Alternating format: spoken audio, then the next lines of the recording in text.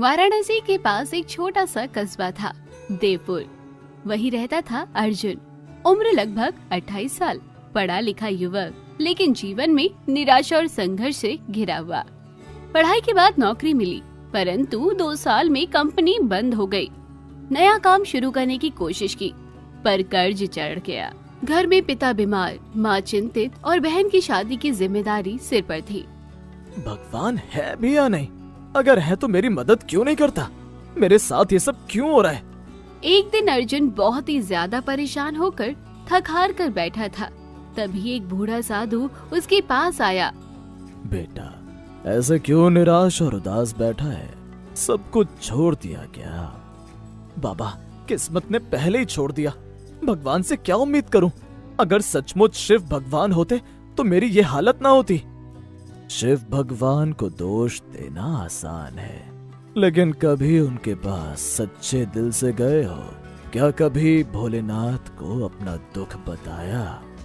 अगली सुबह अचानक अर्जुन का मन हुआ कि गांव के बाहर स्थित प्राचीन शिव मंदिर जाए। मंदिर छोटा था, पर मंदिर के अंदर एक बहुत ही गहरी शांति और सुकून की आस्था फैली हुई थी। घंटी बजते ही अर्जुन का मन कांप उठा। बेटा, तुम इस मंदिर में पहली बार आए हो? हाँ बाबा, जिंदगी से थक गया हूँ। सुना है शिव भगवान सब सुनते हैं और अपने भक्तों की सारी मनोकामनाएं पूरी करते हैं। सुनते ही नहीं, संभालते भी हैं। अगर सच्चे मन से ओम नमः शिवाय जपोगे तो तुम्हारा जीवन बदल जाएगा। अर्जुन ने पहली बार सच्चे मन से शिवलिंग पर जल चढ़ाया। उसे जल चढ़ाने से बहुत ही सुकून महसूस हुआ।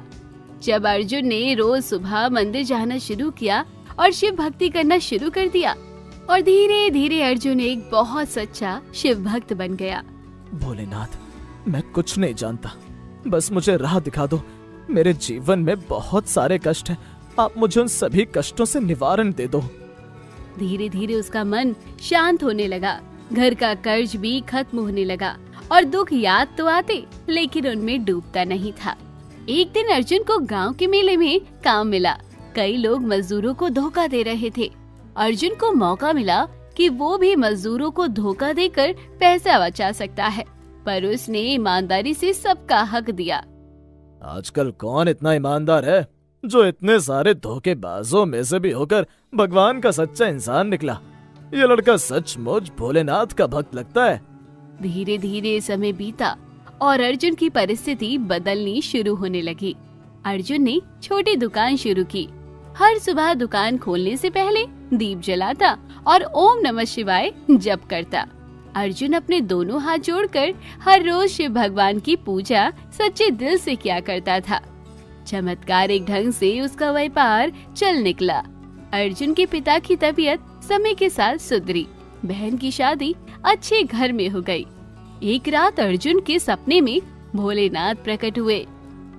अर्जुन, तूने मुझ पर भरोसा किया, इसलिए मैं तेरे साथ हूँ। याद रख, भक्ति का मतलब चमत्कार मांगना नहीं है। भक्ति का मतलब है अपने भीतर की शक्ति को जगाना।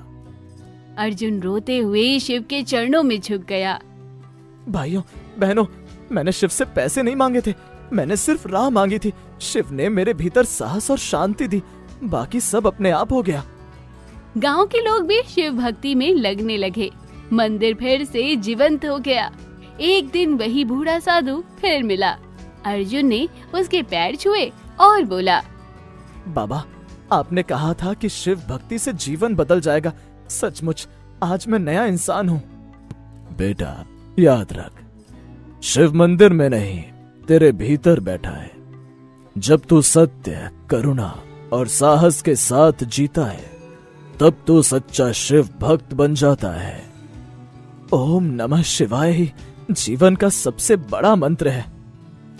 शिव भक्ति का अर्थ केवल पूजा पाठ नहीं, बल्कि सच्चाई और करुणा के साथ जीना है। जब हम ईश्वर का नाम लेते हैं, तो हमारे भीतर की शक्ति जागती है। भक्ति हमें चमत्कार नहीं, बल्कि हमें चमत्कार करने योग्य बना देती है। बेटा, क्या तू जानता है कि शिव भक्ति महान क्यों है? मैं तुझे कुछ कथाएं सुनाता हूँ।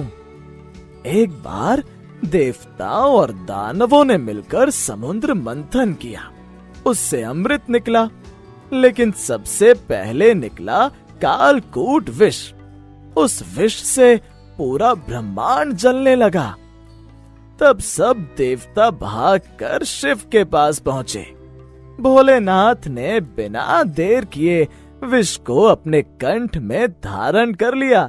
इसी से वे नीलकंठ कहलाए। बेटा समझ ले, शिव अपने भक्तों का सारा दुख खुद पी लेते हैं। तुझे बस उन पर भरोसा करना है। अर्जुन पंडित जी की सारी बातें बहुत ही ध्यान से सुन रहा होता है।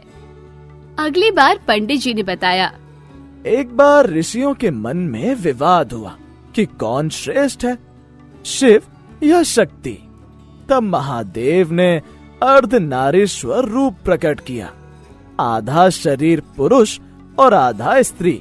इससे संदेश मिला कि स्त्री और पुरुष अलग नहीं हैं, दोनों मिलकर ही सृष्टि को पूर्ण करते हैं।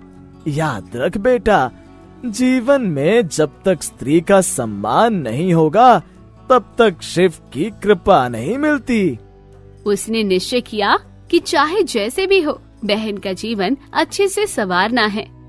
एक दिन पंडित जी ने तीसरी कथा सुनाई। लंकेश रावण महापंडित और शिव भक्त था। उसने भोलेनाथ को प्रसन्न करने के लिए शिव तांडव स्तोत्र की रचना की। रावण ने तो पूरा कैलाश पर्वत उठाने की कोशिश की थी, परंतु जब शिव ने अपने अंगूठे से दबाया तो रावण दब गया। तभी उसने गाया, जय गिरजापति, और शिव प्रसन्न हुए। इससे सीख मिलती है, भक्ति में शक्ति है, लेकिन भक्ति में अहंकार नहीं होना चाहिए। शायद मेरी सबसे बड़ी गलती यही थी कि मैं अपनी हार पर घमंड कर रहा था और भगवान को दोष दे रहा था। भोलेनाथ, अब मेरा जीवन आपका है। अर्जुन अब सभी गांव वालों का मार्गदर्शन बन गया। वो लोगों से कहता है, भक्ति का अर्थ चमत्कार मांगना नहीं है, बल्कि हमें चमत्कार करने योग्य बनाना है। समुद्र मंथन से सीख, शिव अपने भक्तों का विष स्वयं पी जाते हैं। अर्धनारीश्वर से सीख, स्त्री पुरुष दोनों का सम्मान आवश्यक है। रावण और तांडव से सीख, भक्ति में अहंकार नहीं होना चाहिए। अर्जुन की कथा से सीख, सच्ची भक्ति जीवन को बदल देती है। शिव बाहर कहीं दूर नहीं है, वो हमारे भीतर की शक्ति, करुणा और साहस का दूसरा नाम है।